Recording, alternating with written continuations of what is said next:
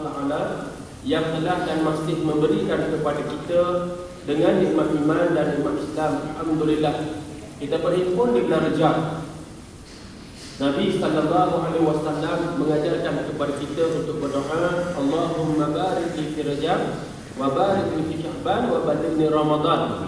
Doa supaya kita diberkati dengan bulan Rajab, diberkati kita dengan bulan Sya'ban, dan dipanjangkan umur kita dalam bulan Ramadan. Mengapa Ramadan begitu penting kepada umat Muhammad sallallahu alaihi wasallam? Ramadan selain kita berpuasa, Ramadan syahrul maghfirah, Ramadan bulan pengampunan, Ramadan syahrul Quran, Ramadan bulan Al-Quran, Ramadan syahrul jihad, Ramadan bulan jihad, bulan perjuangan, bulan kemenangan yang menyaksikan pertemuan di antara iman dan kufur yang dibenahi oleh kelompok Islam semenjak zaman Nabi sallallahu alaihi wasallam. Berlakunya peristiwa Yaumul Furqan, hari pembeza di antara hak dan batil atau perang Badar Al-Kubra, 17 Ramadan Jumaat tahun Hijrah. Tentera Islam 330 orang berjaya mengalahkan 1000 lebih musyrikin yang dipimpin oleh Umar bin Syam. Tuan-tuan sekalian, Allah abadikan peristiwa ini dalam Al-Quran yang kita baca, yang kita tatap. وَلَقَدْ نَصَرَكُمُ اللَّهُ بِبَدْرٍ وَأَنْتُمْ أَذِلَّةٌ فَاتَّقُوا اللَّهَ لَعَلَّكُمْ تَشْكُرُونَ.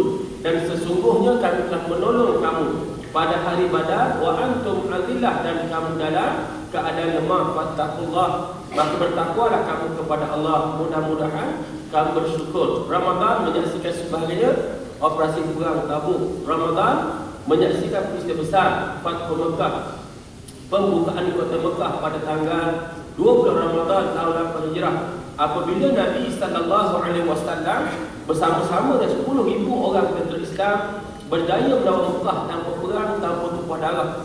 Kita baca Al-Quran, idza jaa nasrullahi wal fath. Ini sampai ayat ini cerita ni lah, pembukaan kota Mekah.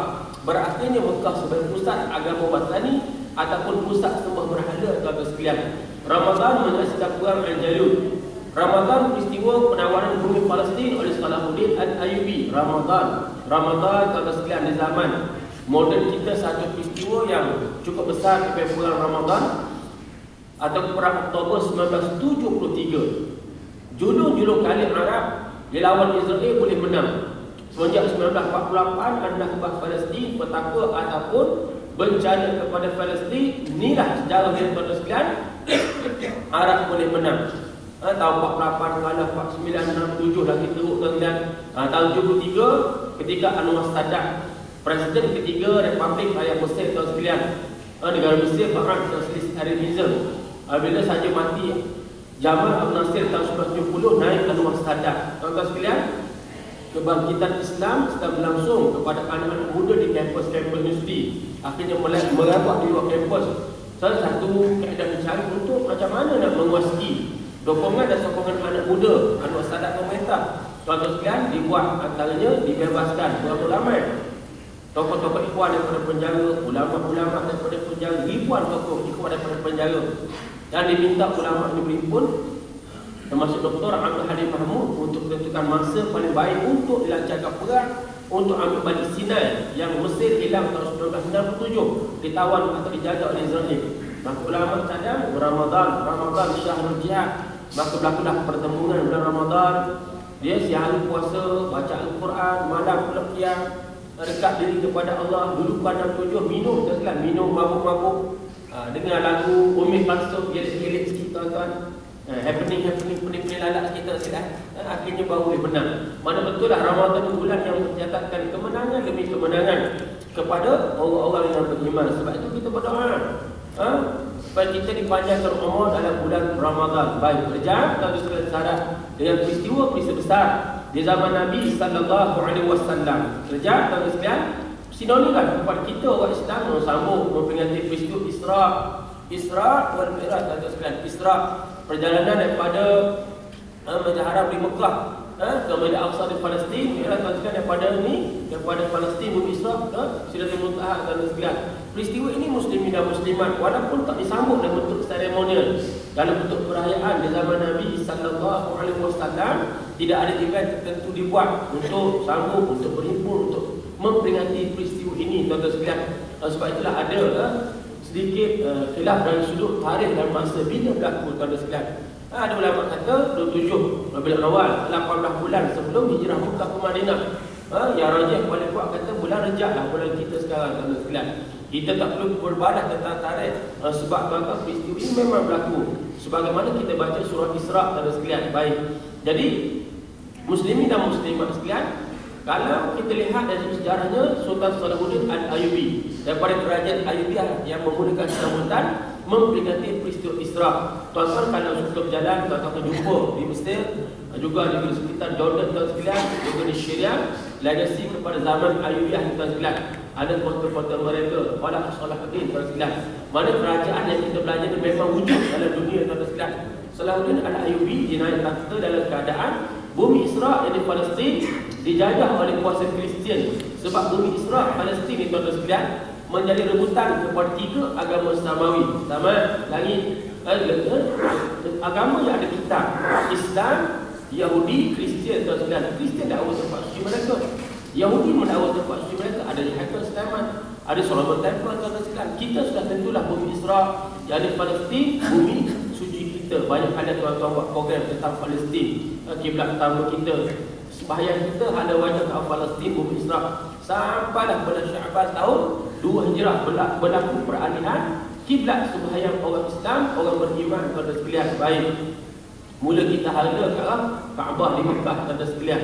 Muslimin dan muslimat sekalian, adanya Masjid Aqsa, tempat Isra Nabi sallallahu alaihi wasallam. Ranking pula tuan nombor 3 masjid, ranking nombor 3. Yang pertama Masjid Haram kepada sekalian. Kita sembahyang 1,000 kali ganda.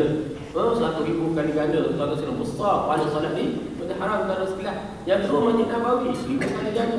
Masjid Aqsa 500 kali ganda tuan sekalian. Tapi dijajah oleh kuasa Yahudi. Baik tuan-tuan sekalian, saya dah sebut kisah bagaimana bumi Isra juga menjadi pilihan di mana untuk dimakamkan jenazah Nabi sallallahu alaihi wasallam. Nabi wafat 12 Rabiul Awal tahun 11 Hijrah dalam usia baginda 63 tahun. Salah satu cadangan bawa jenazah Nabi ke Baitul Muqaddas, Baitul Maqdis. Kita bumi Isra lah. Sebab di sana banyak kubur-kubur para rasul, para anbiya. Hinggalah Sayyidina Abu Bakar bin Abdullah bin Abi Quhafah ingat bahawa sabda Nabi, setiap rasul dimakamkan di mana mereka diwafatkan. Dan sebab itu dia lahat digali Bil Ansyah tempat Nabi wafat pada Isnin waktu Tuhan 12 Rabiul Awal tahun 11 Hijrah. Jadi Nabi sepanjang hidup 3 kali Nabi pernah pergi ke bumi Isra dari Palestin.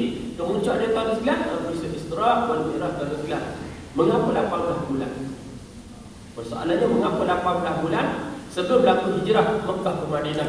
Ulama-ulama sejarah Syekh Muhammad menyebut tuan-tuan sekalian, yang pertamanya tuan-tuan, inilah bentuk tapisan yang dibuat kepada orang-orang yang beriman. Siapa layak, siapa yang memiliki piawaian untuk hijrah Mekah ke Madinah.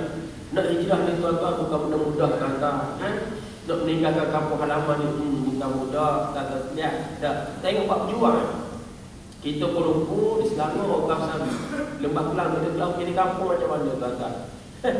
Tuan-tuan di kampung macam mana tuan-tuan sekalian? Kalau orang Medan Kelang ni tak berjuang dah tuan-tuan. Ada tak seorang dua berani? Lain tak takut tuan-tuan sekalian, takut kena tukar. Sabah Sarawak tuan-tuan.